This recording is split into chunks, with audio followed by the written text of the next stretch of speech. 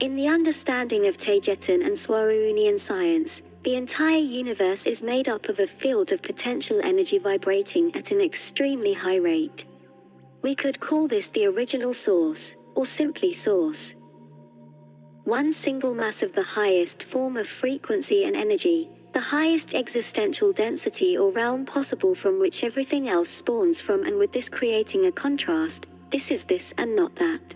Creating duality. There is no distinction between matter and energy, and there is no different states of matter, nor are there different states of energy either as described on Earth, only different interpretations of the same. Only one mass with no beginning and no end and outside time itself. This one mass behaves very much like water in a very high vibrational state. Water from which everything that has ever existed, exists, and will ever exist spawns from, including life itself. This then leads to the concept that space, as in interstellar and intergalactic space, is not a void, it's not empty, and it is water in a very high density vibrational shape or form. Here I can even quote the biblical phrase, from the waters above, or the waters above. This water is potential energy that is shaped into everything and anything by another force above it, and from which even this water comes from.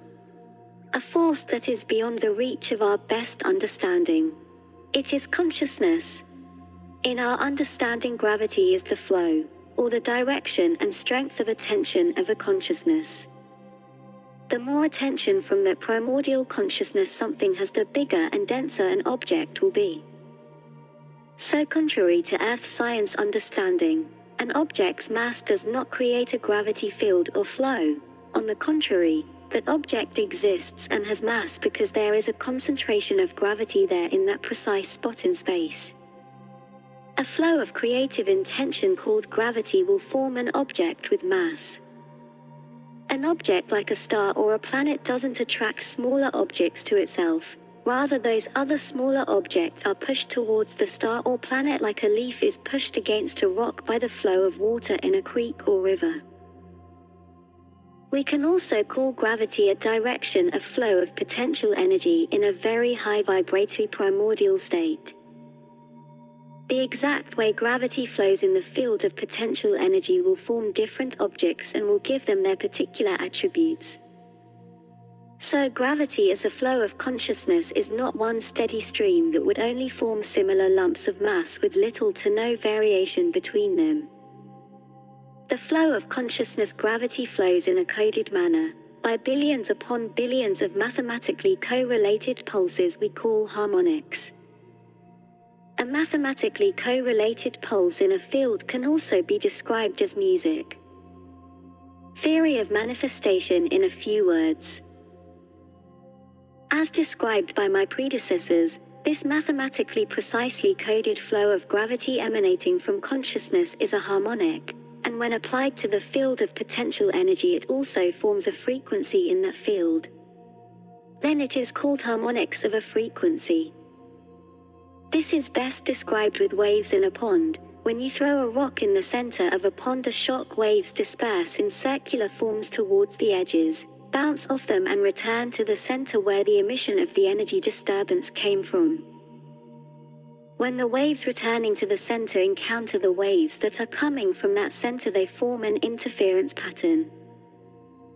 If the emitter of the disturbance in the water has a specific and very precise pulse stimulus rate, the trough and the crest of the waves, both outgoing and incoming troughs and crests synchronize to form a never collapsing crest. This is called a standing wave, and the precise pulse stimulus is called harmonics of a frequency. In the case of the harmonics of a frequency that governs the characteristics of a consciousness gravity flow, a standing wave is formed in the media that is the field of potential energy, in this case the water that forms outer space, and on the crest, and as the crest, a particle is formed giving birth to something that is an object, something specific and solid, and no longer only potential energy. And the exact characteristics of the harmonics of a frequency that governs the flow is what will determine all its unique attributes. Moving on. This means that every single subatomic particle that exists in the universe is being formed by consciousness in an intentional flow, and each little subatomic particle has its unique and specific harmonics of a frequency that governs all its attributes. Therefore, each particle in the universe is unique, exists with full intention and not as the result of randomness, and will have an energy value we can represent and measure with our mathematics. Or what Earth science has described as different particles is nothing else but different characteristics of one basic primordial particle in the energy field. Now we can imagine any place in existence, a street corner or a forest for example, as a set of numerical values representing everything that exists in it and the relationship and movement dynamics between all there is there. Everything is energy, and matter as such does not exist and is only present because consciousness gives it a value and an interpretation. Even realms of existence, those the New Age movement loves to use so much, first, third, fourth, fifth densities and so on, are nothing else but artificial non-existent and imaginary boundaries of a larger whole that includes them all. Parallel universes, worlds, density realms, and the same for multiverse, omniverses and so on. They are nothing more than what I described in one of my past videos, the necessity of the human mind, and other non-human minds as well, to fragment everything there is in order to try to comprehend the whole better. But with this they also distort and destroy that whole they are trying to understand. It is one incomprehensible whole. 1. Never had a beginning and will have no end because it is outside time itself as we know it. This is the very description of the infinite. So hard to understand by so many. Is the concept of interpreting and understanding everything there is as a set of numerical values that form and represent all objects, anything with mass and energy. Imagine a street corner or a forest formed by billions upon billions of little numbers. All those numbers that form everything there correlate with each other with movement and mathematical precision between them and are all created and controlled by consciousness itself. And so is the speed with which that interaction between them all occurs and happens. A speed and duration of time is nothing else but a perception derived from the creating intention of consciousness, both primordial source consciousness and individual consciousness held by sentient beings, because they are one and the same. Lots of love.